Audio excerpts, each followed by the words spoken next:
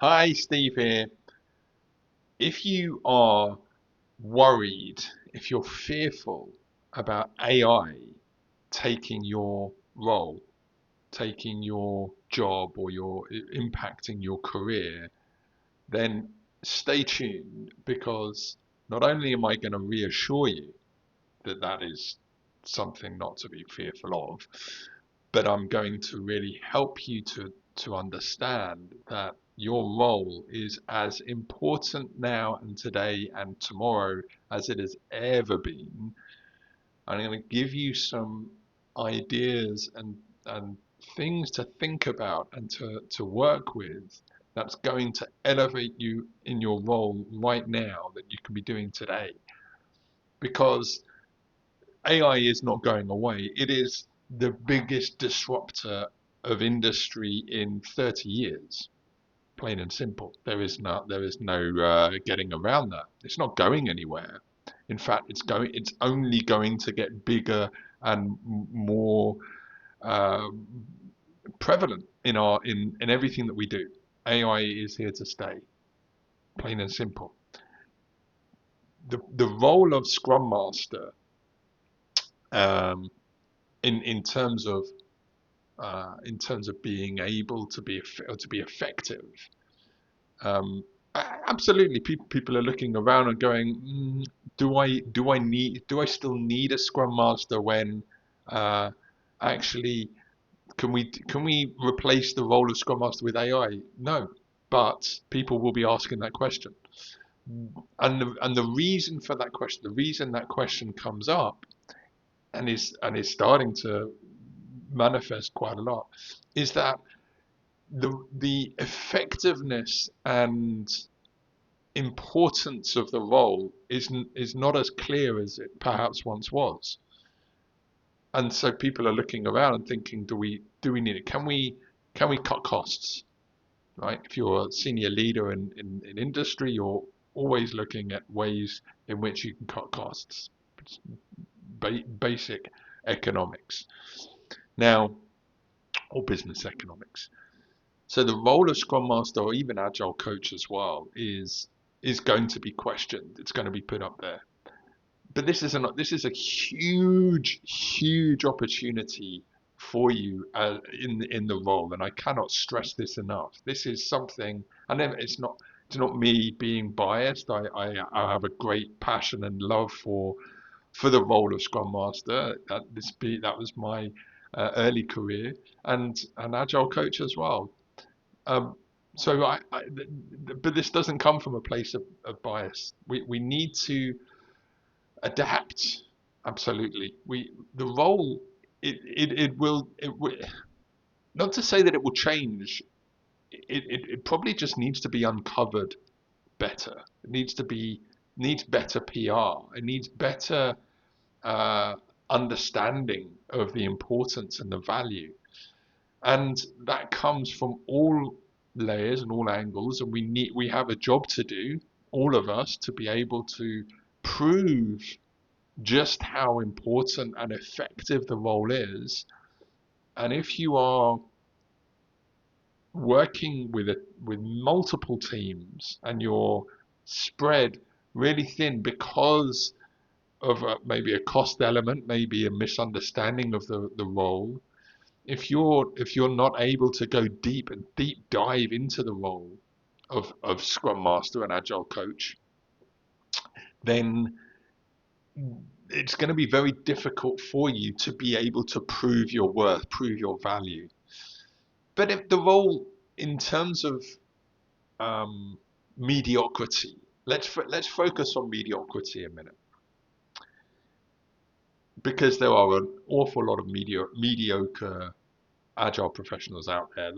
Let's not beat around the bush. This is, the whole reason I've put the Scrum Master, the Agile Mastery Academy together is because of that very reason. Is because we need to look at the standards are pretty low. We need to raise the standards. We need to showcase just how valuable and important and effective and Scrum Masters and Agile coaches can be, and it's my mission to help to build that and to build the competency and capability, so that big organizations and those going through the process can look and see how Scrum Masters and Agile coaches, just how useful and essential they are to the success of a team, of a value stream, of an organization. So that's in our circles, that's without debate, right? There's no debate against that. But we do have a challenge of proving it, of showcasing it, of being able to really prove our value, prove our worth. So that's where you are going to struggle. You are really going to struggle if you are unable to do that, to be able to prove your impact, prove your value, prove your worth. So with the advent of AI, that's literally going to disrupt all roles, but we can protect against that by finding the things that AI cannot do and really coming up from the surface and going, hey, the role of Scrum Master, the effectiveness of a Scrum Master is nothing to do with technology, right? AI is just technology. It just helps. It helps an organization, product development, do things in a much faster way, fundamentally. But the role of Scrum Master and Agile Coach is not a technology role, right? Engineers could be at risk, be disrupted. Absolutely. The role of an engineer may change in the future. Software engineering in its current form, or in the form that we've known of it for, half a century, is probably going to evolve more rapidly than anything else, as the capability to be able to cut code in minutes, seconds, becomes more and more. We're going to become more and more able to do that. But the role of Scrum Master, Agile Coach is nothing to do with technology. That's one of the biggest misconceptions, right?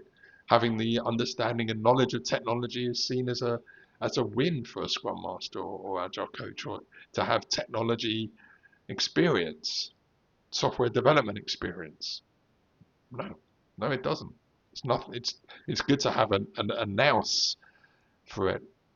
The one skill that an agile professional has, or should have, completely away from technology, is people, is interactions, it's communications, being able to work with people and understand people, to help them, to serve them, right? And so as a Scrum Master, if you are able to really hone in on that skill and develop that skill, that is the thing that's going to set you apart and make you almost not to say unsackable, but in terms of protecting yourself from the disruption of AI. Because if you're seen as just somebody who can run Jira, facilitate ceremonies, it is going to be questioned. But if you are going deeper, really getting, building relationships, working personally with people, really getting into the, and being that real sort of the human element of the role, really diving into that, focusing on how to create connections and build relationships, and coach people and challenge them, right? Really challenge them, and be the sort of thing that AI cannot do. That it probably will never be able to do that, right? Certainly not now. So as a Scrum Master, as an Agile Coach, elevating your skills in that area is going to set you apart beyond anything that AI is going to disrupt. And so that means that you'll be able to protect yourself and protect your the capability, protect your career, and really help yourself to really thrive in that. Um, but but it's not enough to just be able to build relationships. You have to be able to prove your impact, prove your value. And so focusing on things like how you're able to influence others, change mindsets, get some small wins and celebrate those and really showcase those. Work with leaders, help solve their problems for them, things that have been really troubling them, that you can actually step in and work with them and build that relationship to work with them and help enhance their capability and enhance their career so that they're looking at you and thinking, that's a person I like to work with because they help me. And you're helping a leader to advance, but you're also solving the problems for them that make them look better. Means that your influence and your presence is enhanced. Also, that's just the way of the world. You have to be doing those kind of things. If you're literally just focusing in on the team and facilitating ceremonies and whatever, that there is no that you're just not getting seen. You won't be. You won't be seen as a person of influence, of a person who can actually really help and serve at a deeper level, at a more advanced level. So there'll be a ceiling for you, right? That will never break down. I really, you know, getting very, very deep into the role of the human side, the personal side, working on your communication skills, working on your facilitation skills. You know,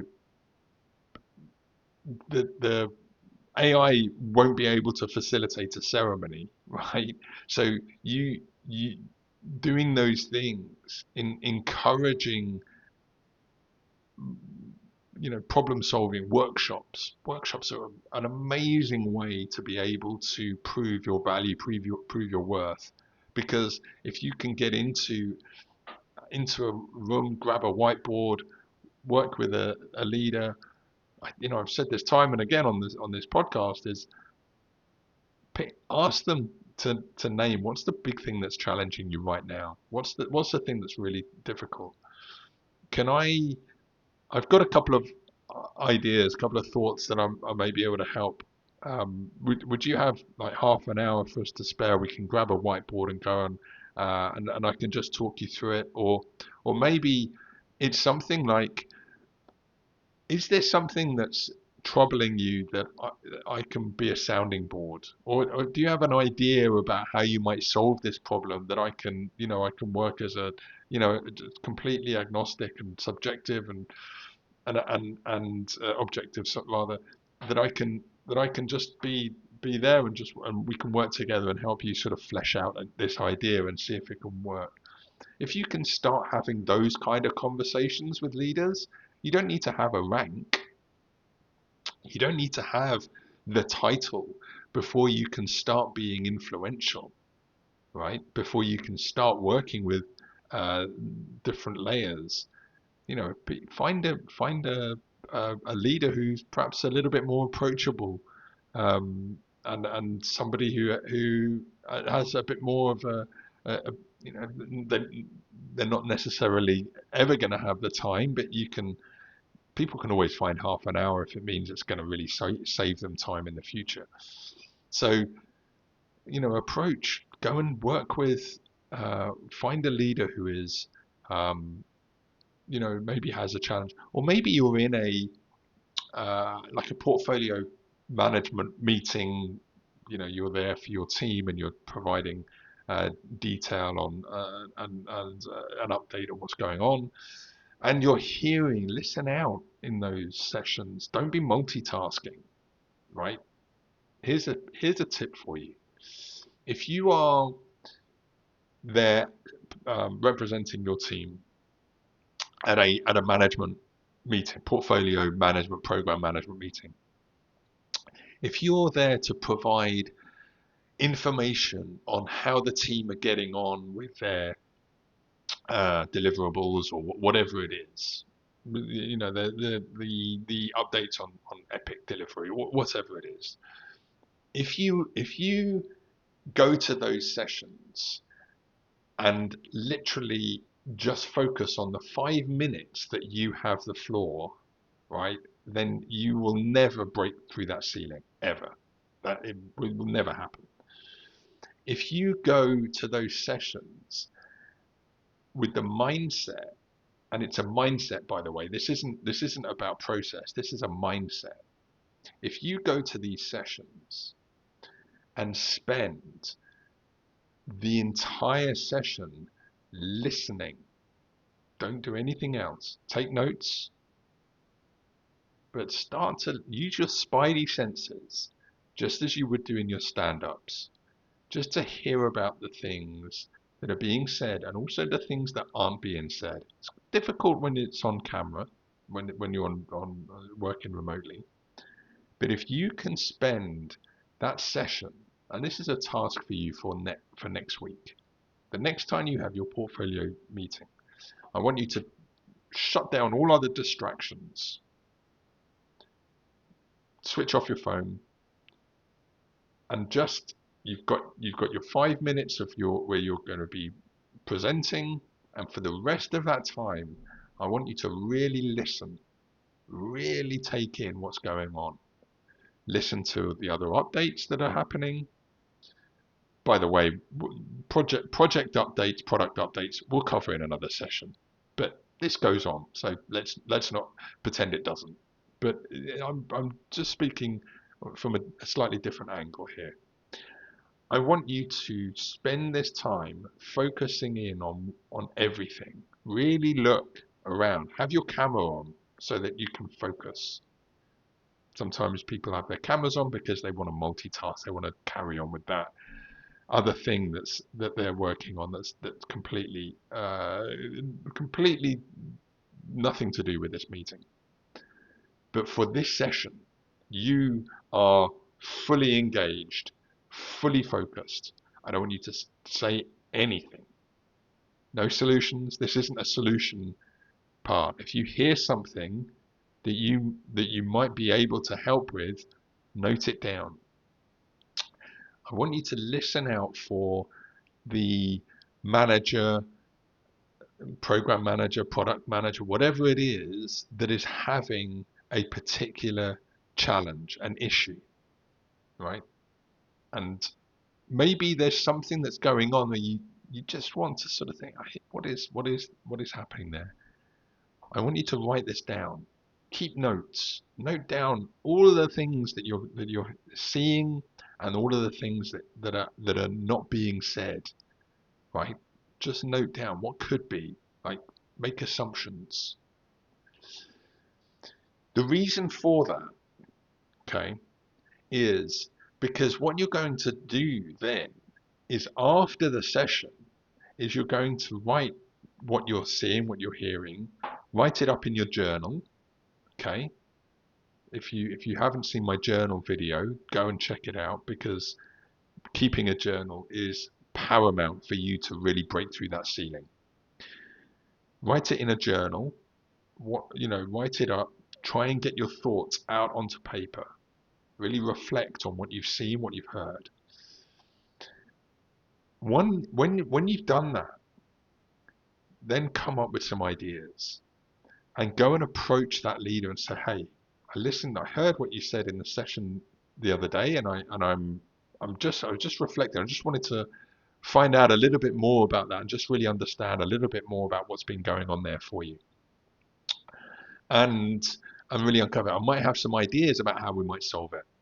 Would you have half an hour to spend with me and we can try and flesh it out? Or do you have an idea that I can perhaps work with you, and we can help uncover it and try and solve it. And I can guarantee you that will break down all barriers, all barriers. If they don't have time for you, then fine. Maybe try again a few days later, and and you can you can only take the horse to water, as they say. But keep trying. You do keep trying, and maybe try and find another leader if they're not ready to hear your work with you if they don't have time, or maybe just break it down to 15 minutes. If they can't find half an hour, just find 15 minutes. I once had a session like this with the head of online shopping in Tesco, really senior director, and I was in a session with lots of different leaders, lots of different teams, big session, and I was really listening, and I heard out what was going on for him, and there was some challenges. He was facing some real challenges. He was getting very frustrated, and I went away and I reflected. I didn't say anything. Just went away, reflected. I wrote down in a journal. I just really uncovered my thoughts, and what I was able to do with that was, by getting it down onto paper and just really reflecting on it, I started to see things that perhaps he hadn't seen already. And I got in touch with him and I said, we'll call him Mark. I said, Mark, I was in the session the other day, and I'd just be really keen. I understood that you have a few challenges there. I'd just be keen to explore those with you. I have a couple of ideas. Do you have 20 minutes or so? We can just go, and I'd just like to have a quick discussion with you about it. And he actually responded fairly quickly, and he said, "Yeah, speak to my secretary, speak to my PA. What am I talking about, secretary? Speak to my PA, and find some time in my diary. I'll be happy to have a chat with you." And actually, literally within a few days, we were able to get together. Now, ordinarily, that is an impossible task. I literally reached out to him, and he was open to it. But by just framing it, not coming in with solutions, I just came in with just being curious, just showing some interest, right? And just providing some thoughts around it. And we got together, we had a sit down, and we actually sat down for 45 minutes. It was at the end of the day, so he had that time, but we sat down for 45 minutes and we talked through some things. And at the end of that 45 minutes, we booked in a deeper dive workshop to really flesh it out. And we got the one of the senior architects, and we got another director into the room to have this workshop, and we actually really solved that problem.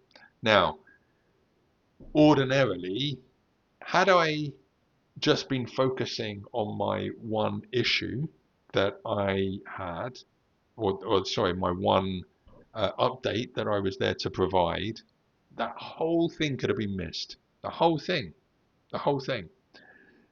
But what I did there was I spent the time really listening, and also reflecting, writing down in the journal, and actually reaching out, and taking the time to work with somebody who I'd never had any time one-to-one with before. So it's our first time of sitting down, and by doing that, it means that you're building connections beyond the team. You're building the capability and awareness of the Scrum Master or Agile Coach. People start to see the value of it that they don't see just on paper. All they're looking at is, how much is the Scrum Master costing us? Do we, I went to this seminar the other day, and I heard actually the Scrum Master role can be spread across across the team. You don't even need a Scrum Master. Interesting, right? I'm sure you might have heard that. So doing things that it gets you seen, building your presence, building your influence, building your authority will break through that ceiling. And will make you bulletproof, right, to the disruption. And like I said before, if if we continue, if we keep going with the presumption that Scrum Masters or Agile coaches can be spread across the team, or can be they're just facilitators, that sort of role, AI will take over. So, just like Agile was a disruptor back in the 25 years ago, AI is now a disruptor.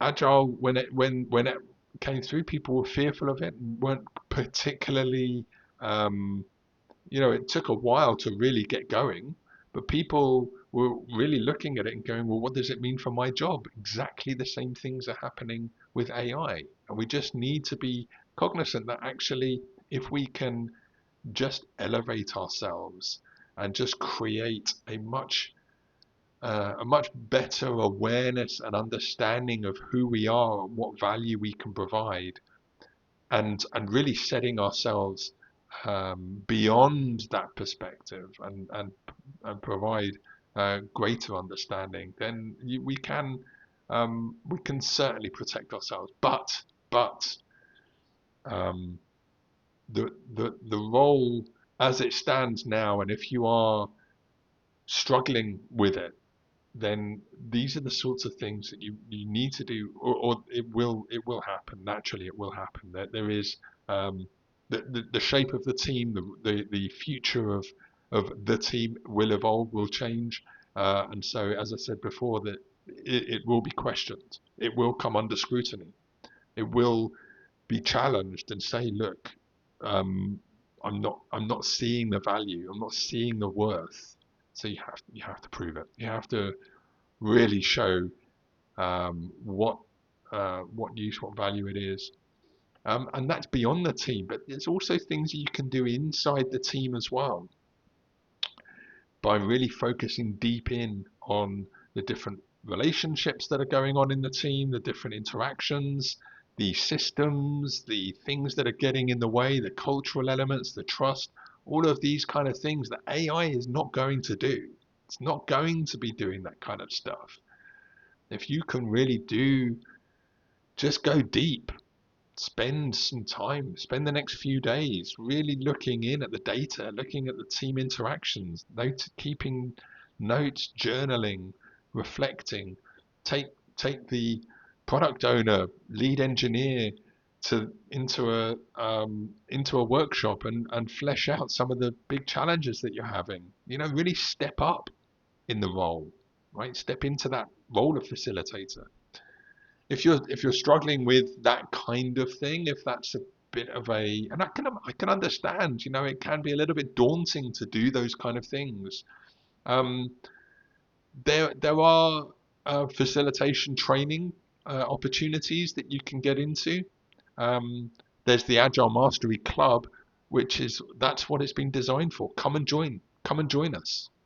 We're there to support and build those kind of skills. So do sign up. Come and become a member. It's free. It will always be free, and it will always give you the opportunity to learn and grow those kind of muscles, those kind of skills as a Scrum Master, as a coach, so that you can build your confidence and get into those kind of scenarios which perhaps feel a bit daunting right now. But there's lots of things that you can do, that you can spend time building that capability, either through reading books, watching YouTube videos like this. All helps. Try and find somebody in your organization who is an advocate, and work with them. Build a connection. People there will be people in your organization who are willing to work with you, who can actually be somebody you can test ideas with, bounce ideas off of. Lots of things that you could do there. But back to my original point about the threat of AI. Yes, there is an absolute threat, a disruption, like all disruptors. There is a threat to everybody, but there shouldn't be. It shouldn't be a problem, right? If we can really focus in on the kind of skills that AI can never ever replace, and that is being personable, building human connections, and and solving cultural problems, working with people face to face, getting in workshops, all of those kind of things AI will never replace that.